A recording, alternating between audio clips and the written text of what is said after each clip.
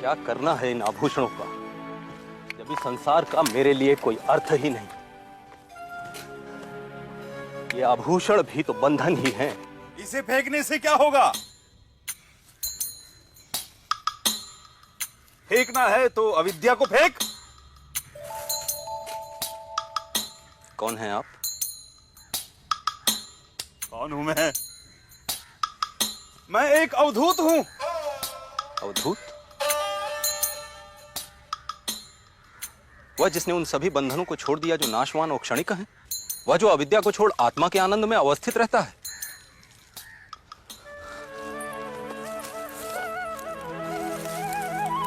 भगवान, मैं भी उस अविनाशी और अक्षर को जानना चाहता हूं, पर मैं किस गुरु की शरण में जाऊं जो मेरा उस अक्षर और अविनाशी से साक्षात्कार करा सके? गुरु ढूंढ रहा है तो सुन, यह संसार ही गुरु है। मेरे तो 24 गुरु हैं। 24 गुरु? यदु यह धरती सभी को धारण करती है, सभी को समान रूप से आधार देती है। सभी को समान रूप से स्वीकार करो, यह मैंने धरती से सीखा। वायु मेरी दूसरी गुरु है।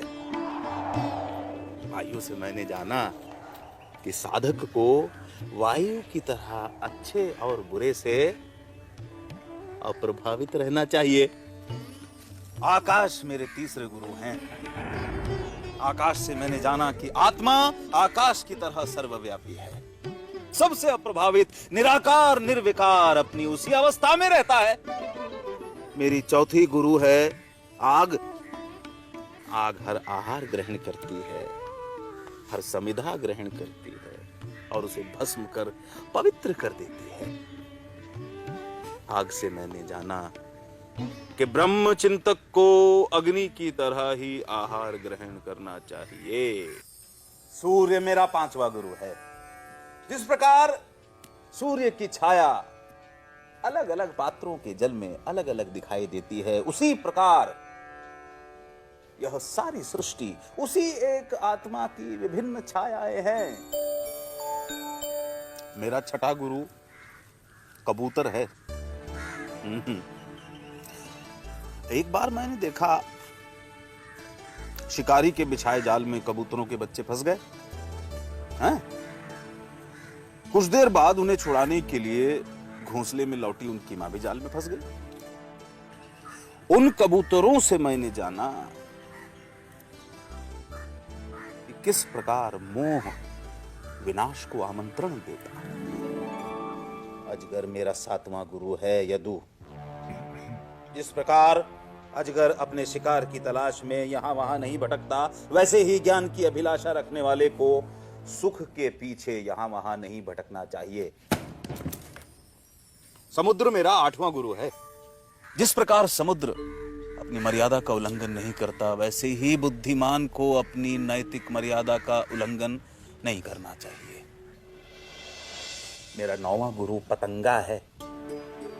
पतंगा मूर्ख व्यक्ति इंद्रियों के सुखों की आग में कूद स्वयं को भस्म कर देता है, परंतु बुद्धिमान व्यक्ति ज्ञान की अग्नि में कूद अपने अज्ञान का नाश कर सीमित से असीमित हो जाते हैं। मेरा 10वां गुरु है गज। कौन? हाथी। हाँ? हाथी के शिकारी हाथी को पकड़ने के लिए नकली हथनी बनाते हैं या पालतू हथनी का प्रयोग करते हैं ताकि वे हाथी को लुभा सकें। साधक को काम के आवेग से दूर रहना चाहिए, यह मैंने हाथी से सीखा। मेरा 11वां गुरु शहद इकट्ठा करने वाला मधुहा। मधुमक्खी शहद इकट्ठा करने में अपना समय गंवाती है और उसका उपभोग शहद इकट्ठा करने वाला मधुहा करता है।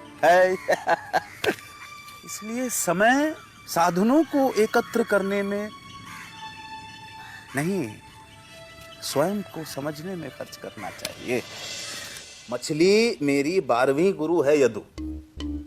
इस प्रकार कांटे में लगे पदार्थ के कारण मछली कांटे में फंस जाती है, वैसे ही मनुष्य प्रलोभनों के कारण संकट में पड़ता है।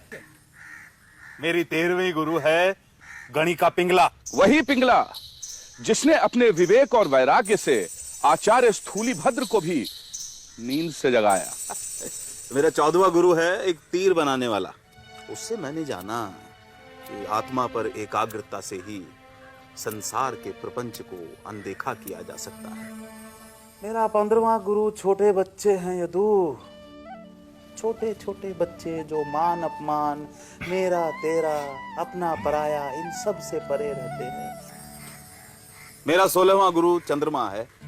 जिस प्रकार चंद्रमा सूर्य के प्रकाश को ही परावर्तित करता है, उसी प्रकार यह जीवात्मा उसी एक परमात्मा का ही प्रकाश है। मधुमक्खी मेरी 17वीं गुरु है। जैसे मधुमक्खी फूलों को नुकसान पहुंचाए बिना शहद एकत्र करती है, वैसे ही आध्यात्म के पथिक को अनेक शास्त्रों से ज्ञान का रस एकत्र करना चाहिए। मेरा 18वां गुरु मृग है। उससे मैंने जाना कि इंद्रियों की कामना दास्ता का कारण होती है। बाज मेरा 19वां गुरु है। जिस प्रकार मांस के एक टुकड़े के लिए कई शिकारी पक्षी एक साथ मांस पर टूट पड़ते हैं और परस्पर लड़ते हैं, ठीक वैसे ही भौतिक सुखों की होड़ संघर्ष आमंत्रित करती है। मेरी 20वीं गुरु एक कन्या है यदु। एक बार कुछ लोग एक कन्या का हाथ मांगने उसके घर आए। उस समय उस कन्या के माता पिता घर पे नहीं थे, तो अतिथियों को आया देख उस कन्या ने भोजन के लिए धान कूटना शुरू कर दिया। अब धान कूटते समय उस कन्या के हाथ में पड़ी चूड़ियां बजने लगी।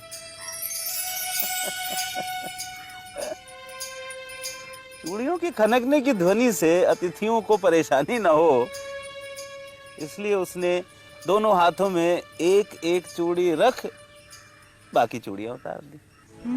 इस घटना से मैंने जाना कि दूसरे के होने से स्वर, शब्द खटकने लगते हैं, बजने लगते हैं। इसलिए साधक को अकेले रहना चाहिए। सर्प मेरा 21वां गुरु है यदु। सर्प घर नहीं बनाता, वैसे ही अध्यात्म के पथिक को अनिकेत रहना चाहिए। मकड़ी मेरी 22वीं गुरु है। हैं?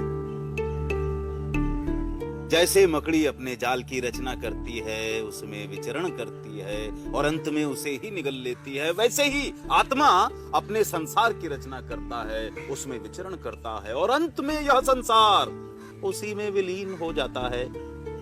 यदु इल्ली मेरी 23वीं गुरु है। इल्ली लगातार भ्रमर की ओर देखती रहती है।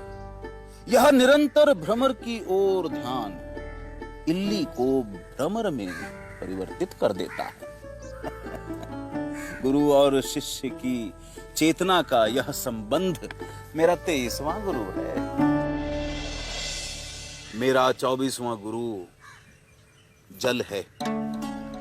जल सबकी प्यास बुझाता है। मनुष्य, पशु पक्षी, पेड़ पौधे सभी को जीवित रखता है और हमेशा सबसे निचली जगह पर रहता है, हैं? वैसे ही बुद्धिमान को भी हमेशा सबसे नगण्य स्थान ग्रहण करना चाहिए।